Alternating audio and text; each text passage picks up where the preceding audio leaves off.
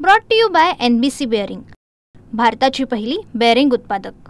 सोलापूर जिल्ह्याला पावसाने जोरदार झोडपल्याचं पाहायला मिळालेलं आहे आणि त्यामुळेच सोलापूर जिल्ह्यातल्या वेगवेगळ्या तालुक्यांमध्ये जे आहे त्या सीना नदी वाहते आणि या सीना नदीला आता महापुराची परिस्थिती जी आहे ती निर्माण झाली आहे। त्यामुळे जर आपण पाहिलं तर आत्ता आपण आहोत मोहोळ तालुक्यातल्या पोपळीमधल्या सावळेवाडी या गावामध्ये आणि ही परिस्थिती जी आहे, खरं तर हे तलाव किंवा नदी नाही आहे, तर हे आहे एका शेतकऱ्यांचं शेत।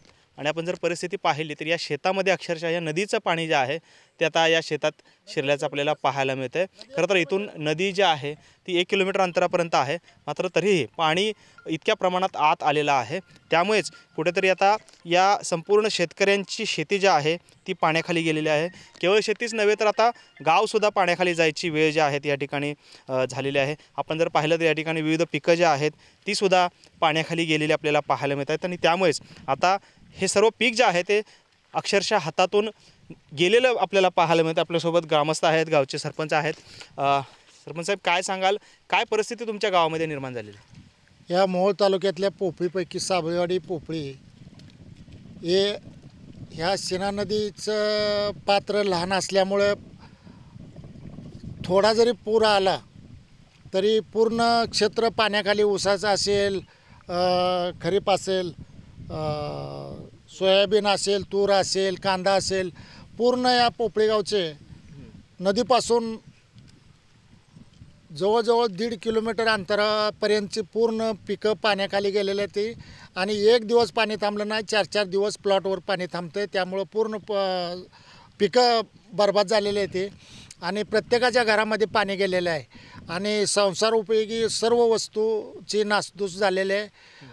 घरामध्ये गाळ जाऊन पूर्ण घरं घाण झालेले आहेत, तर राहण्याला लायक राहिलेले नाहीत आणि तिथं जाण्यासाठी आणि रस्ते पण सुव्यवस्थित नाहीत।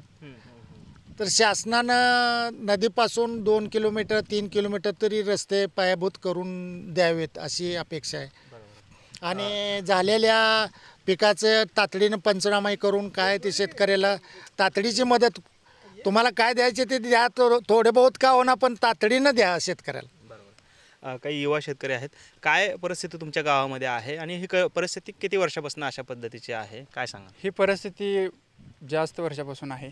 गेल्या अनेक दिवसापासून अशीच परिस्थिती राहिलेली आहे। गावाचा काही विकास झालेला नाही। पाणी पूर आल्यामुळे गावाचे शेतकरी त्या साईडला पाटील वस्ते, त्या साईडला पण सगळे माणसं अडकत आहेत। जनावरं गेले होते वाहून 2021ला पूर आल्यावर। आता सध्या पूर्ण कांदा पीक, सोयाबीन, ऊस पीक सगळं पाण्याखाली गेलेलं आहे, पूर्ण नुकसान झालेलं आहे। आपण पाहतोय इथली जी पिकं आहेत, प्रमुख पिकं असं कांदा असेल, सोयाबीन असेल, तूर असेल, त्याचबरोबर ऊस, ही सर्व पिकं जी आहेत ती आता पूर्णतः पाण्यामध्ये गेलेली आहेत। त्यामुळे ही पिकं आता सडायला देखील सुरुवात झालेली आहे, कारण गेल्या 4 ते 5 दिवसांपासून या सर्व शेतांमध्ये जे आहे ते पाणी शिरलेलं आहे।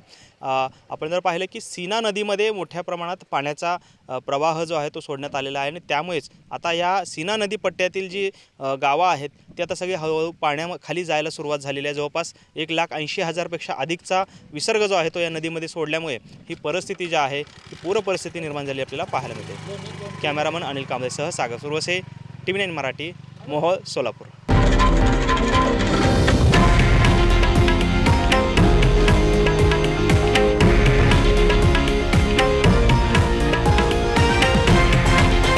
हे आहे देशातील नंबर 1 न्यूज नेटवर्क आणि आपण पाहत आहात TV9 मराठी, एकमेव।